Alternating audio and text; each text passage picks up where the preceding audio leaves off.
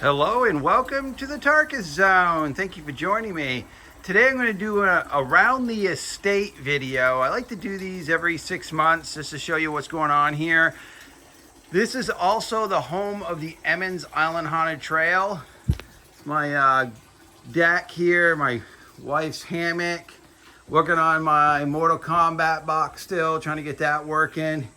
Got the hot tub ready to go. We like to use the hot tub when it's cooler out. So we don't really use it in the summertime, but as fall and spring come, especially winter time, we love the hot tub. There's my smart travel bike, still working on that, trying to get that up and running.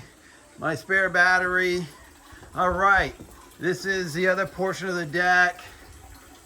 It's got the light coming in, my hydroponic system. All right, so this is the front portion of the deck. This isn't covered. It's a bear to snow blow though, because what happens is off my solar panels, all that snow doesn't sit up there. It just whips off the solar panels, and then I've got a mound of snow here where I have to hit with a snow blower, which is fine. It's not that bad as long as the snow blower is working well. I actually got an electric snow blower for it, and I've used it for years, and I've been really happy with it. All right, so this side of our property, we don't use it much. This was a little gazebo at one point, had a roof. I took the roof down because it's 30 years old. I just got these here as an emergency to get my son out of the house in case of fire. It's a second exit, and we don't use it. That's why I put the block there. We welcome people to go up that way. But that was built so that if I had to, if the house caught on fire, we had another exit. Plus my son's room that I built in the back there has 2 windows that are the size of, fire escape windows, so humans can get out those windows. All right, this is the front garden. Why don't we just look at this real quick. This is looking okay. It's in between transitions from one season to another. Like all these tiger lilies just went by.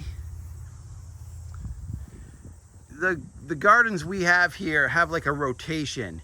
So the springtime you see certain flowers going on, and then in the summer you got other things that come up that like these here. These will turn red, but those are a fall plant. So we've designed it so that the we've always got something going on in the garden. It's just like right now that it's in its state of transition. Right. This is our front garden here with the flagpole. This is our gazebo. We had that gazebo put in a few years ago. Still, this is the front garden here. We got our picnic table here, one of many picnic tables. So this is where we're at here in front of the house. Some people ask me why I live in such a small house. Oh, well, the thing is there's only 3 of us. And when I built the house, it's what I could afford. We built the house here a long time ago, and it was what I could afford at the time. And minimalists we are. We don't like to use more than we need as a family. So a smaller house just seems smart for me. I mean, I grew up in a large home as a child. There's a lot of maintenance involved, a lot of resources to heat it, air condition it, do all sorts of repairs on it. It's just that when you were living in what you actually need, life is just simple. All right, so that's the back area. The dog's out today. That's for the exit of the haunted trail. This is my other garden. Normally this garden has my watermelons in it, but I have I don't know what you call it. Oh, there we went. Maybe you saw that was a rabbit, I think. But I've got a groundhog that's living in this garage, under the garage. And that groundhog ate every single vegetable I planted in that garden this year. So I kind of just left it for Mother Nature to take over. All right, over here I've got my ducks. That duck's eating that plant. I do feed them. They enjoy life here. So this is the garage that holds all the haunted trail stuff. All right, so this is the front end.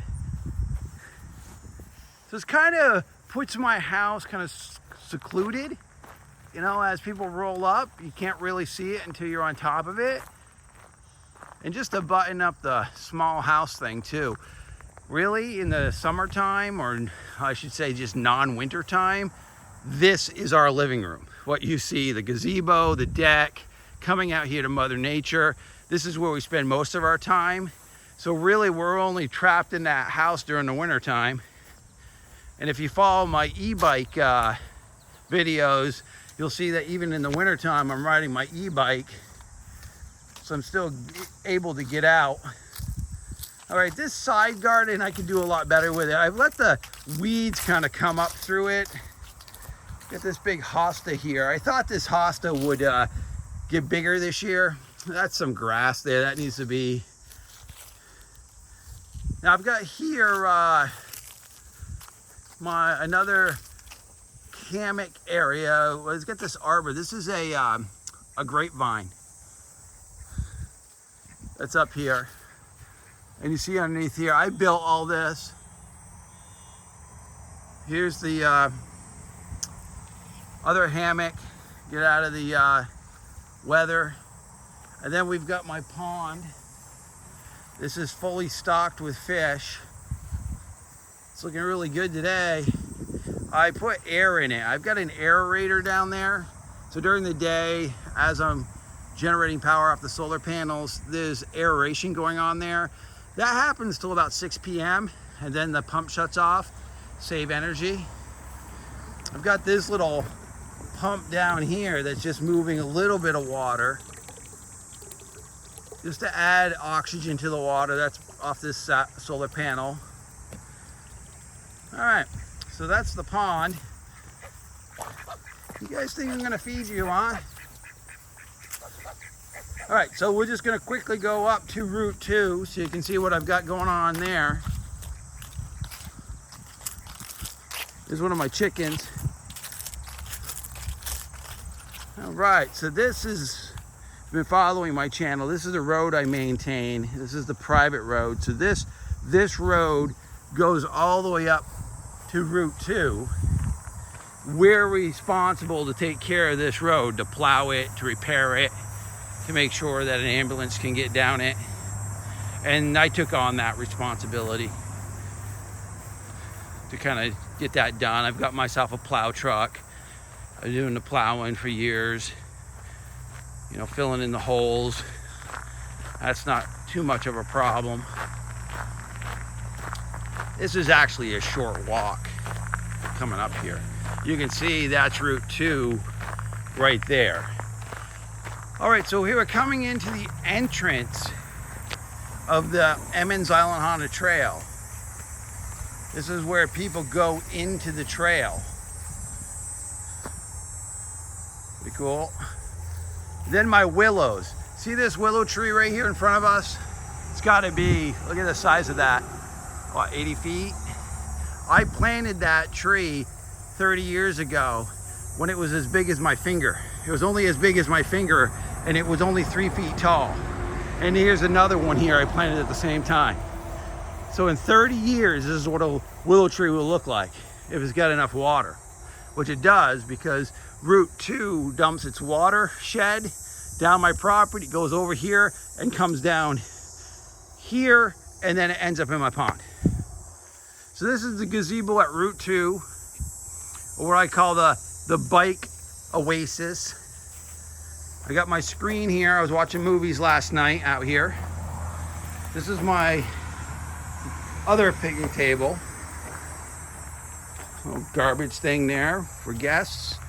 My fire pit, some wood, and then up here you're gonna find that I've got my werewolf and skeleton, and then this little park here that's kind of Halloween themed. But that's it, folks. Wanted to keep this a little under 10 minutes. Okay, thank you for joining me.